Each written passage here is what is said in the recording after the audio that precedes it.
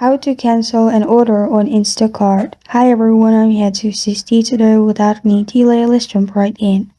First, open Instacart and make sure you're logged into your account.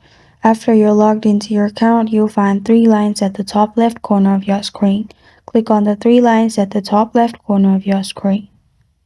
Here, scroll down and click on your orders.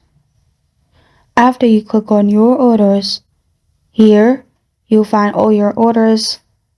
Below your order, you can simply choose Cancel Order and pick a reason for canceling.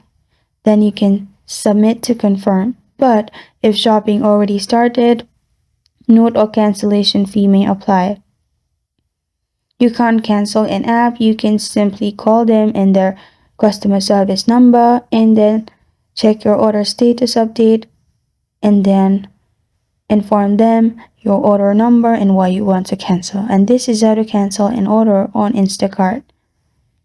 Thank you for joining me today. If this video helps you out, please leave a like and subscribe for more. Got a question or want to suggest a topic, comment below. Thank you for watching.